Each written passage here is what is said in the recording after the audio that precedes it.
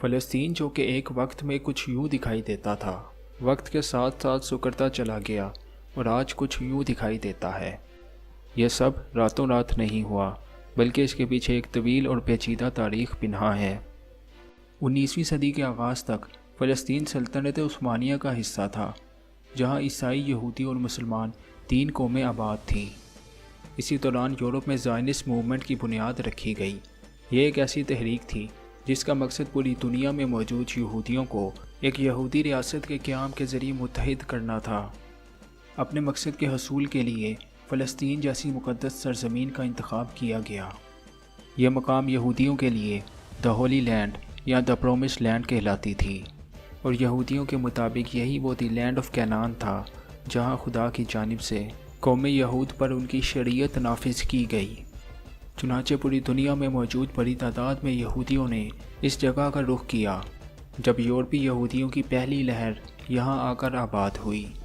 جنگ عظیم اول کے خاتمے کے بعد سلطنت عثمانیہ کا خاتمہ ہوا، جس کے بعد فلسطین برطانیہ کے قبضے میں چلا گیا۔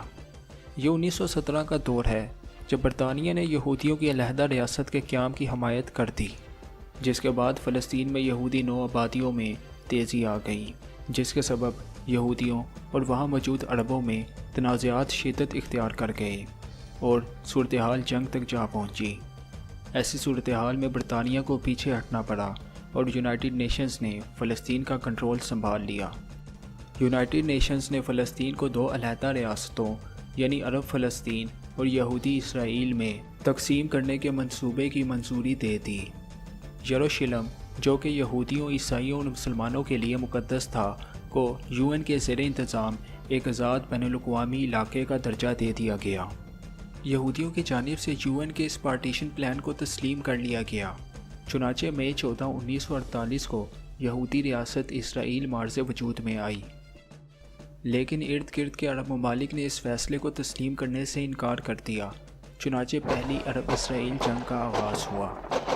اسرائیل کو اس جنگ میں فتح حاصل ہوئی، جس کے بعد اس نے ان علاقوں پر بھی قبضے کر لیے جن کو UN کے پارٹیشن پلان میں فلسطین میں شامل کیا گیا تھا۔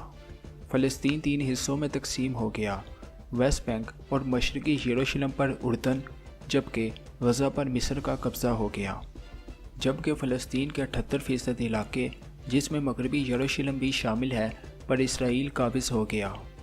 نتیجتاً 7 لاکھ فلسطینی بے گھر ہو گئے۔ اس دن کو النکبہ یعنی تباہی کے نام سے یاد کیا جاتا ہے۔ 1967 میں ایک بار پھر عرب طاقتیں اور اسرائیل آمنے سامنے آئے۔ اس جنگ کو 6 ڈے وار کہا جاتا ہے۔ اس جنگ میں اسرائیل کو زبردست فتح حاصل ہوئی۔ اس جنگ کے بعد فلسطین کا نقشہ کچھ یوں دکھائی دیتا تھا۔ اب پورے فلسطین پر اسرائیل کا قبضہ ہو چکا تھا۔ حالات کچھ معمول پر آنا شروع ہوئے، مگر پھر بڑی تعداد میں یہودی ویسٹ بینک اور غزہ منتقل اور آباد ہونا شروع ہو گئے، جس کے جواب میں فلسطینیوں کی جانب سے شدید جدوجہد سامنے آئی۔ اسی اثناء میں ایک مسلح تنظیم پیپلز لبریشن آرگنائزیشن PLO کا قیام عمل میں آیا، جس کا مقصد کسی بھی ممکنہ ذرائع سے فلسطین کو اسرائیل کے قبضے سے آزاد کروانا تھا۔ جنگ کئی سال تک جاری رہی۔ بالآخر PLO نے اسرائیل کے ساتھ علاقے کو تقسیم کرنے کا معاہدہ کر لیا، مگر بات پھر یہیں ختم نہیں ہوئی۔ مزید یہودیوں کو مقبوضہ فلسطین آباد کیا جانے لگا۔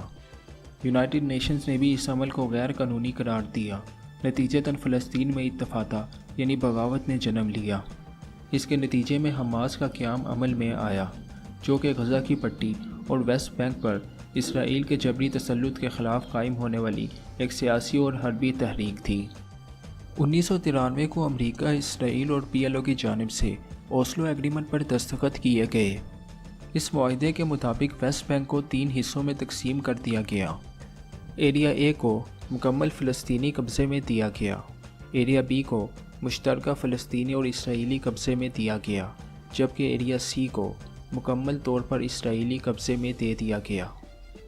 یہاں ایک مسئلہ تھا۔ دراصل ایریا C، جو کہ اسرائیلی قبضے میں دیا گیا تھا، وہاں بڑی تعداد میں زرعی زمین کے ساتھ ساتھ پانی اور معدنیات کے وسائل موجود تھے، جبکہ فلسطینی کنٹرول کے علاقوں میں ایسے وسائل نہ ہونے کے برابر تھے۔ مزید مذاکرات بے معنی ثابت ہوئے۔ نتیجتاً دوسرے انتفاضہ نے جنم لیا۔ اسرائیل نے فلسطینی نقل و حمل کو محدود کرنے کے لیے ویسٹ بینک میں جگہ جگہ دیواریں اور چیک پوسٹیں قائم کر دیں جہاں اسرائیلی فوجی تعینات ہوتے۔ 2005 میں اسرائیل غزہ سے دستبردار ہو گیا مگر ویسٹ بینک میں آباد کاریاں جاری رکھیں۔ غزہ میں حماس طاقت میں آ گئی اور فلسطینی حکومت سے علیحدگی اختیار کر لی۔ اب غزہ اور ویسٹ بینک میں دو علیحدہ حکومتیں تھیں۔ اسرائیل نے غزہ کا گھیراؤ کر لیا اور ہر قسم کا زمینی، بحری اور فضائی راستہ بند کر دیا۔ دسمبر 6، 2017 کو امریکی صدر ڈونلڈ ٹرمپ نے یروشلم کو اسرائیل کا دارالخلافہ تسلیم کر لیا اور امریکی سفارت خانے کو تل ابیب سے یروشلم منتقل کر دیا گیا۔ یہ حرکت یونائٹڈ نیشنز کے معاہدے کی صریحاً خلاف ورزی تھی۔ اب 2020 میں اسرائیل اور فلسطین کی صورتحال کچھ یوں نقشہ پیش کرتی ہے۔ دوستو، ویڈیو کو لائک اور شیئر کیجیے، ساتھ ہی ساتھ ہمارے چینل کو سبسکرائب کرنا مت بھولیے۔